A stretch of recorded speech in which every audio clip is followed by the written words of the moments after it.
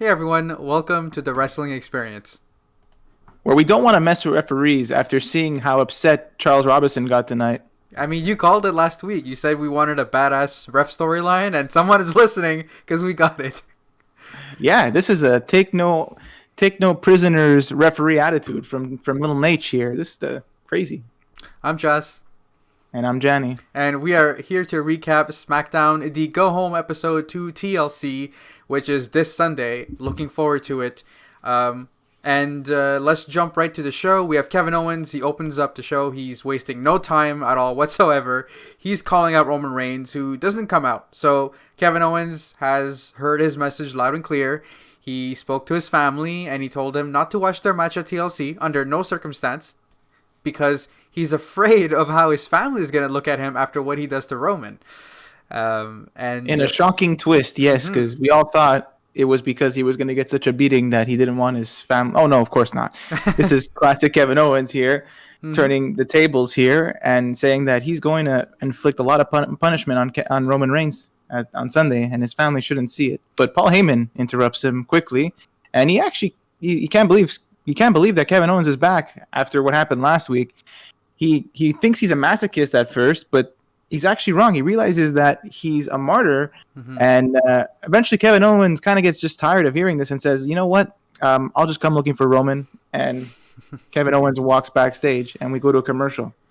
Yeah, and basically Adam Pearce is backstage. He's running after Kevin Owens. He's telling him, listen, like, TLC just a few days away, calm down, and all that shebang. And he's pleading, just wait until Sunday. Owens tries to open Roman's door, and out comes Roman Reigns in the ring. And I'm like, so I guess they kind of missed each other backstage when they were going the opposite direction. Unless Roman has a secret door, like back door out of his dressing room to get to the stage.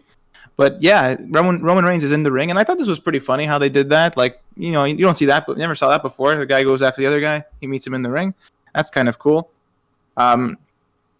So Roman is actually, you know, trying to prove that he's not actually a bad guy and he's actually a nice guy. He says he doesn't want to hurt Kevin Owens, but, you know, he's too busy running around telling everyone that he's a bad guy. So he's going to be a nice guy by giving him the same opportunity he gave his cousin, which is to come out and acknowledge him as the tribal chief, the chief himself. Because if he doesn't, he's not going to even make it to TLC. In fact, he won't make it out of tonight alive. Yeah, well, I mean, I did like the line where he's like, listen, like, you know, you're telling the whole world that I'm the bad guy. I'm just doing the things that you have to do to be the guy. And it's beyond you. It's above your pay grade. You don't understand it and all that. I thought that was a pretty effective promo by Roman Reigns. I agree, yeah. And so Kevin Owens does come down. It's important to note, because this is going to come into play a lot this episode. The entire set is decorated with tables, ladders, and chairs to celebrate the TLC pay-per-view. So Kevin Owens comes down, and he's actually attacked from behind by Jey Uso. No surprise there. And Roman decides to get involved once Kevin Owens is already pretty much taken care of. Yeah. And they all kind of like beat each other up. And it was kind of funny also when the whole carnage ended and everyone got them off Kevin Owens. You saw Paul Heyman like give Jey a nice pat on the back, pat on the shoulder, saying, "Hey, good job, buddy," which I thought was kind of hilarious. Yeah, they really took Kevin Owens out during this opening segment.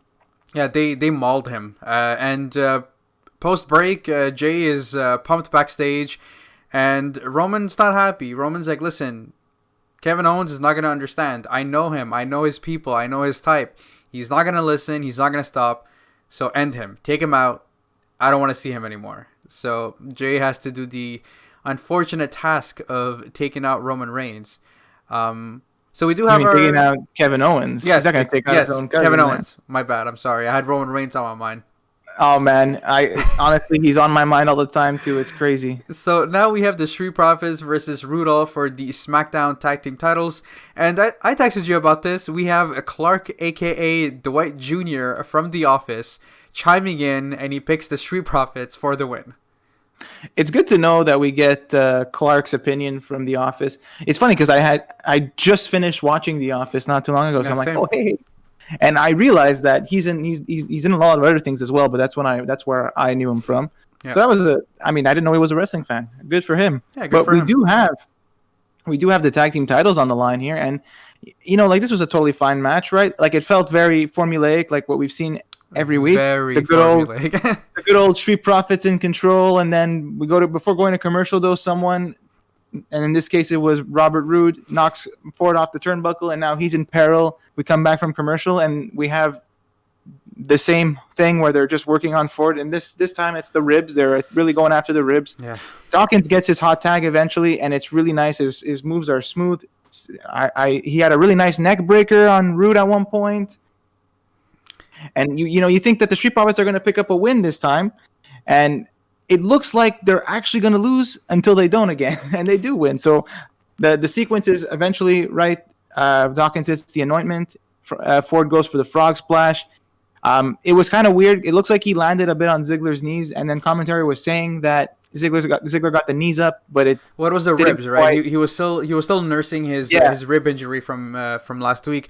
It was a bit confusing, but yeah, it was mostly that like the impact of the move hurt his ribs, couldn't capitalize and get the pin.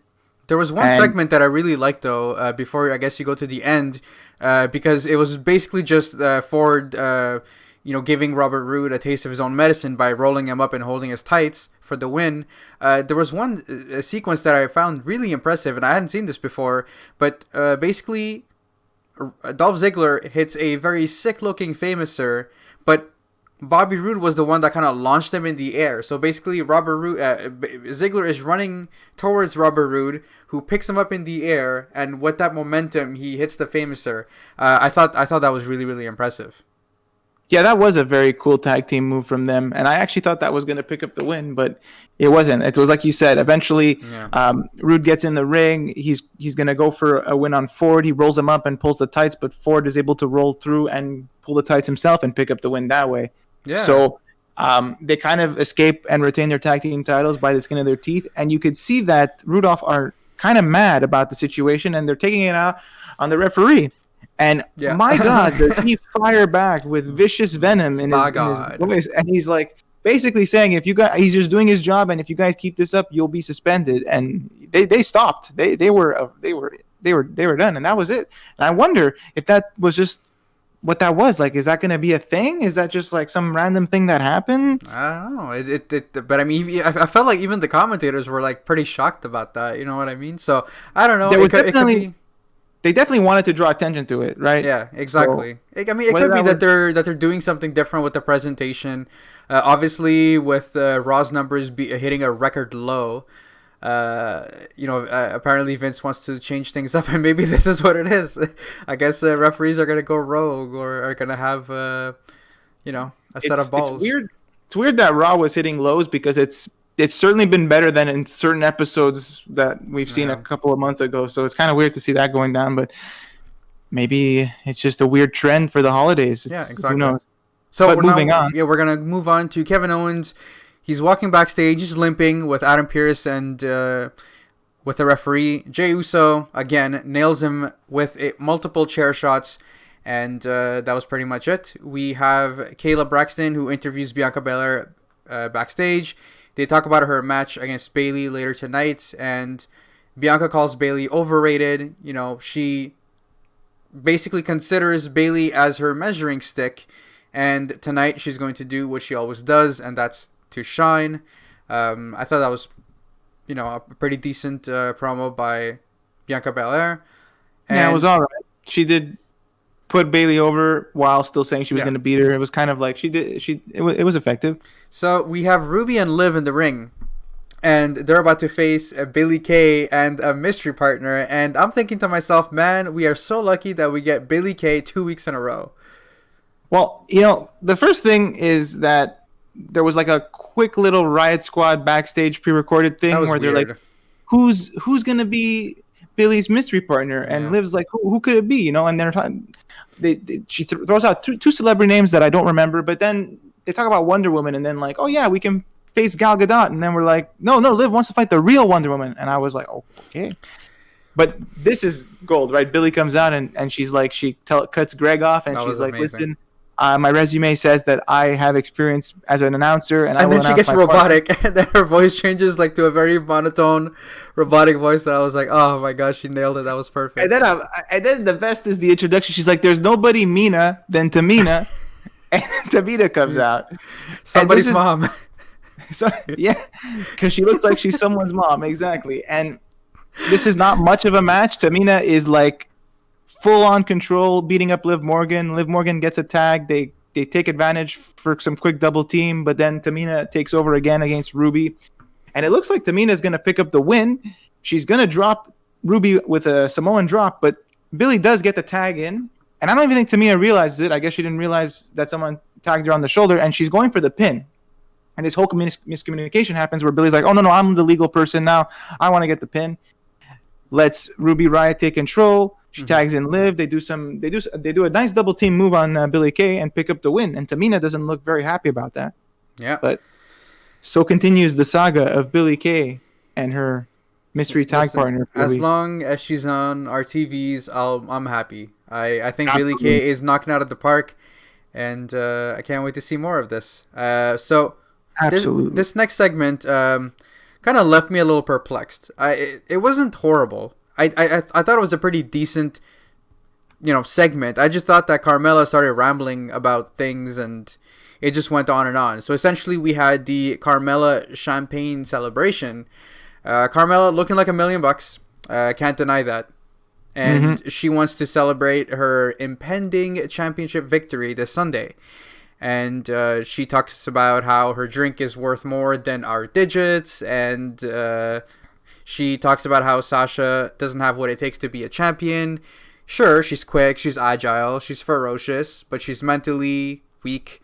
And she actually uses Sasha getting disqualified last week as kind of like the reason that will cost Sasha her title, because her anger is kind of getting to her, and that anger is going to cost her the title. So that was pretty much what I got from that promo. She said other words and other things, but it was basically just a lot of rambles to get to this point. But again, it was fine. I just thought that it picked up when Sasha Banks came in. But yeah, what were your thoughts? No, pretty much the same. She was saying a lot of things, and she was giving a lot of explanations as to why she's going to win. Sasha's got too big of an ego. She wants to be the best, and she doesn't want to be proven as a fraud. Like I got the gist of it, but like it just the delivery, the rambling, it felt like she lost me. I just think and that is sad. If you cut like maybe 3 minutes of what she said, it would have been even more effective. And it would have said the same thing. Because she was killing it. Yeah, she was killing it with her promos the last few weeks, and like even in her matches and her like demeanor in the matches. It's just this one was like a little bit less good. Like she kind of lost me. And the saving grace was when Sasha's music hit, right? And Michael Cole said it's boss time, and she sends the sommelier to the ramp to kind of like I don't know what's he gonna do, beat up Sasha Banks as she comes down the ring. Who knows? But Sasha Banks is already in the ring.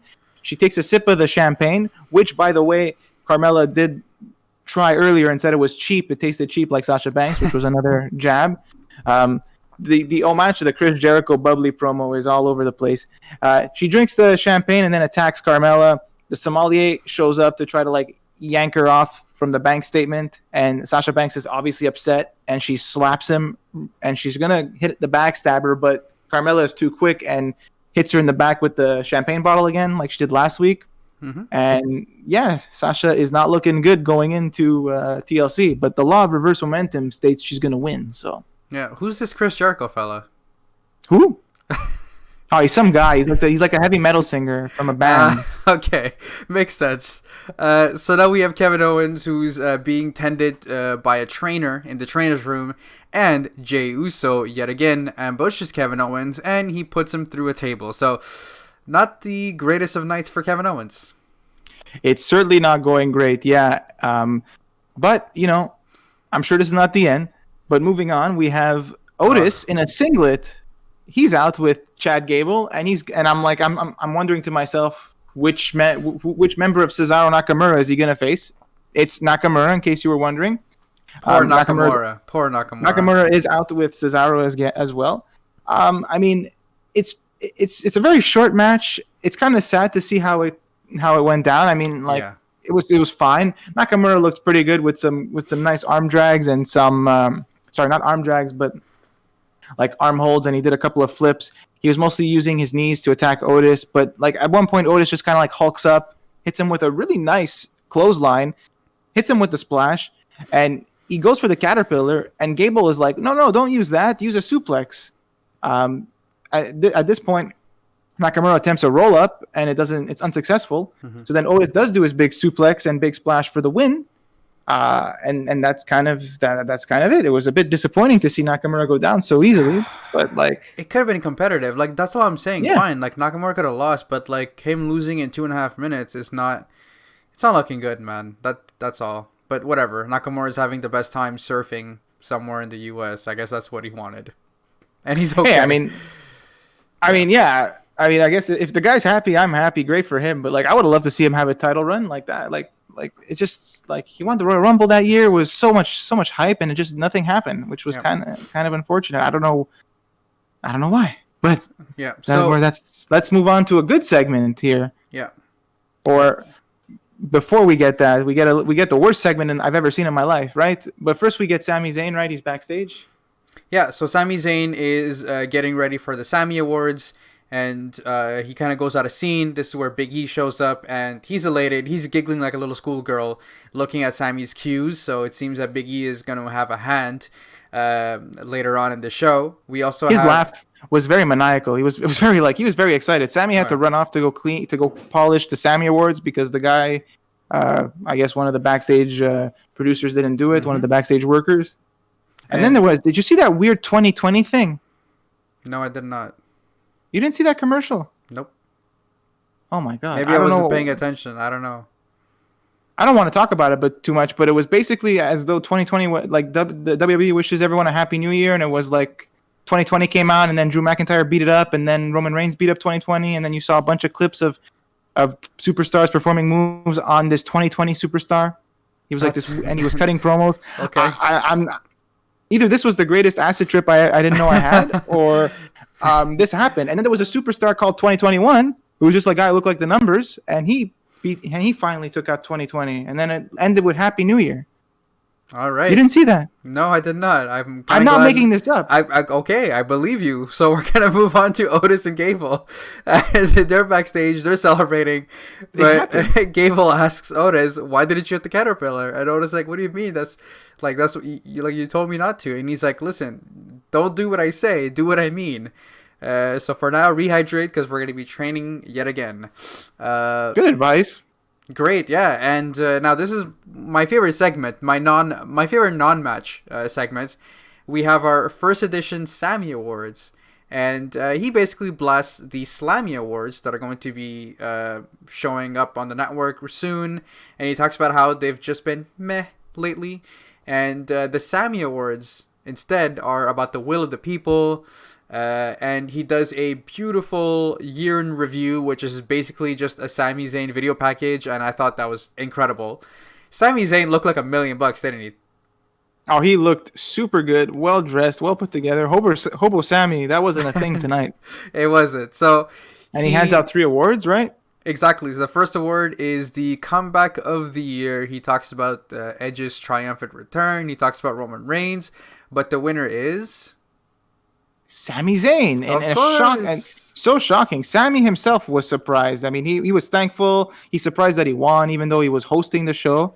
But he didn't want to steal the spotlight, right? He moved on to the next award, which was Match of the Year, and there were so many great contenders. He says, right? Every pay-per-view, every episode of Raw and SmackDown, it seems another one just pops up. But the winner of Match of the Year, the best match this year for 2020 was Sami Zayn defeating AJ Styles and Jeff Hardy at Clash of Champions, making history tonight. In a ladder match. It was, very fitting considering we're going into TLC, L being, the ladder. So whoa. That was a nice little connection there. And finally, the biggest one of all, right? The Sami Award for Superstar of the Year goes to Big E. What? Yeah, so apparently Big E must have swapped the cards, and Sami was confused. But Big E was already out, music hit, ready to accept the award. He's thanking everyone. Sami is complaining. He's not sure what's happening. Eventually, Sami pushes Big E off, saying that there's been a mix-up. Hold on. But Big E pretty much attacks him and then launches him down the ramp.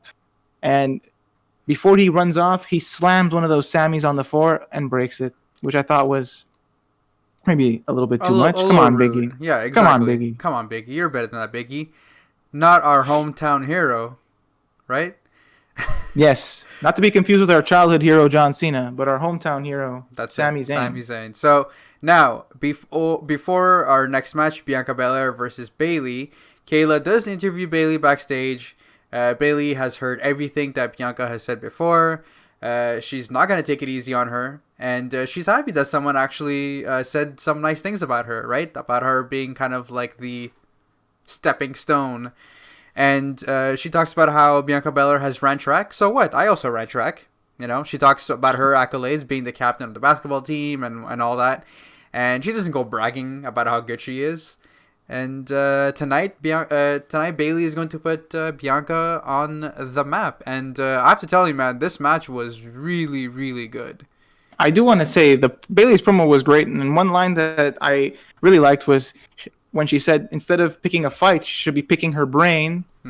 Bianca, that is, because she should be learning from Bayley rather than trying to fight her. I thought that was a clever thing. But yeah, the match was pretty solid.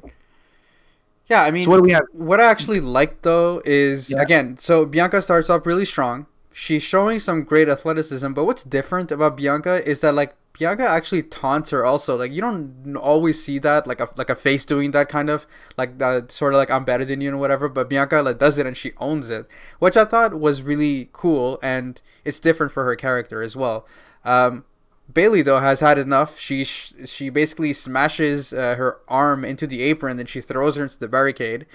But this time around, post-break, it's not Bayley that's in control. Bianca is in control.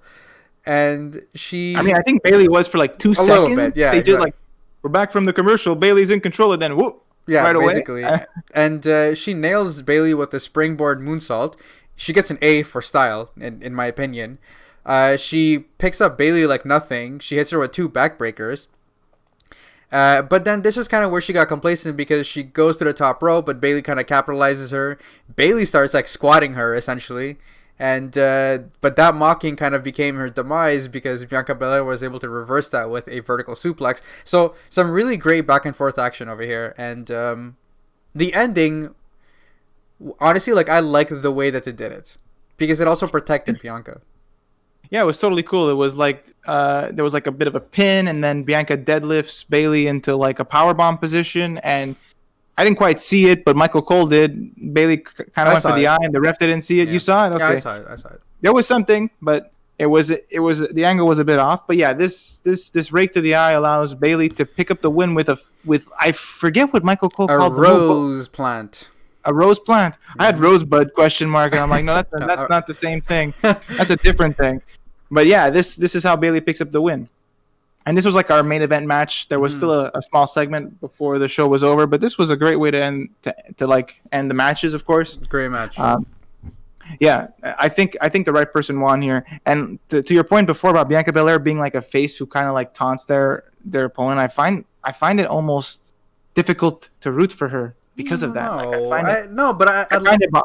She's confident, and it's I feel like it's good to be confident as well. I don't know, like I think it's pretty cool, and she has that swag, right? It's like when she shows it and when she flaunts it, you believe it also. So no, she's certainly good, and she's certainly very convincing. It's just that it feels a little weird sometimes to be like why don't you just beat your opponent, instead of like. Nah, I like it. But she's very athletic, and she's very good. Like all of her little flips that she does, like almost to a point where she's showing off. That I find more acceptable because she's just showing how quick and how strong and how agile she is, without actually taunting. And I feel like that's how she should be doing it. Yeah. And that's more of a face way to show off. But anyway, I'm just nitpicking for no reason. Yeah. So we are going to go with our last segment of the night. It's essentially just, Roman Reigns, he doesn't understand why Kevin Owens is doing this. Think about your kids, and, think about your payday. Kevin Owens comes out. He's limping. He nails Jey Uso with one chair shot. He gets in the ring, but Jey Uso is able to come back, and then they basically beat the holy hell out of Kevin Owens, essentially. They pile up. Yeah. He almost gets a stunner. He almost gets it. Right? He's about to hit the stunner, but then as he's turning around, he gets a super kick, and then he gets speared. And then it was all like TLC bash with chairs, put through tables. Yeah. And did they not, correct me if I'm wrong, they set up 2 tables, and then Jay put him through one, but he wanted to get him through both, and then I think he hit the back of his head on one of the tables. Is that what happened? Maybe, I think so. But yeah, so Jey Uso hits him with a spine buster. Roman takes another table. He puts Kevin Owens through it with the Samoan drop. There's a bunch of broken tables everywhere. They pile up all the broken tables, the chairs, the ladders, and then they both take out 2 chairs, and then they start nailing Kevin Owens, who's kind of hiding, I guess, who's underneath the tables with those chair shots. A protective layer of tables. He's protected by a layer of tables, which is nice. And they leave, right? And I'm like, it's 9:56. What's going on? Mm-hmm. And then they get backstage, and then Kayla tries to interview Roman Reigns, but he's not really interested. And then you can see Jey, I think, draws attention to Roman because you can see that there's a TV there showing the ring, and Kevin Owens is starting to move and get up, and he manages to get up on a chair, and he's holding a mic, and he basically says that nothing will keep him down no matter what they do, and he'll take the title this Sunday at TLC, or he'll die trying. And I thought that was like so effective. I thought they really did a great job with Kevin Owens this like entire episode. Even though he got beat up the entire time, he looked like $1 million. So this is where I wanted to kind of end you there. The show. So basically the SmackDown ends after that. And oh my god, I'm so conflicted because I know that Kevin Owens is not gonna win this, but dude, this could have been like the WrestleMania feud. Kevin Owens just getting his ass kicked, and then he basically wins it. He wins the big one. With him saying something so powerful, where, I'm gonna take your title or I'm gonna die trying. Dude, those words have weight to it, and it was so effective. It was so good. I don't think Kevin Owens is gonna win this. Although his T-shirt does say "stun the world," he could stun us. And with based on your mathematics, based on your calculation, the the law of basically like reverse momentum, essentially, Roman Reigns was on top. So does that mean that Kevin Owens is going to win this? Well, I mean, if that law is applied and that law is always true, then yes. But just because he said that line, and it's a very good line, he could still lose, and he can show up again, win the Royal Rumble, and claw his way back to WrestleMania if that's the storyline they want to do, and it would still be amazing. And it would still work. I don't know if that's the plan. It would be better than Roman versus Goldberg, right? Well, I mean, I think Roman versus an invisible person would be better. I think Roman just taking 30 minutes to walk to the ring, say something, and walk back would be better than Roman Reigns versus Goldberg. Essentially, I just don't want to see that, please. But what is it gonna be like 30 seconds of spear, and jackhammer, spear, Superman punch? But yeah, so SmackDown in a nutshell was a little bit of an odd episode. Like, I don't think that there was something that I entirely hated in the show. There was a lot of maybe things that they could have shaved off, like the weird Carmella segment that was she was kind of running on, and Shinsuke Nakamura looking like a chump. But to be honest with you, the Bianca Bayley match was great. The Roman Kevin Owens stuff was really great. Kevin Owens delivering just a powerful, just that one liner was really great. So yeah, overall, I would say, the episode, I would maybe give it a 7. If I'm being generous, I thought that it was pretty fine for a go home episode. But yeah, so what were your thoughts about SmackDown? Yeah, I'm kind of in the same boat. It's difficult to evaluate. I think they really didn't have much to do for as a go home show, right? They only have 2 matches on TLC. Everything else is from Raw. And so I think they did a great job with their main event, their TLC main event, Roman Reigns and Kevin Owens. That whole narrative for the night was the best part of the show. I thought that the Carmella and Sasha thing was fine. It's just like we said earlier, Carmella's I think she went on a bit too much and didn't know what, and kind of stumbled and just overspoke. And there were things that didn't really matter, like the Otis and Nakamura thing. I guess it advances that storyline. It was okay.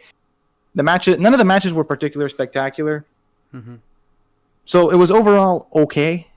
Felt like they didn't have that much content this week either. But it's kind of hard to fault them because for some reason they only booked 2 matches for TLC on their side, whereas Raw has got 4. So exactly. I think there's 6 matches right now, and SmackDown only has 2.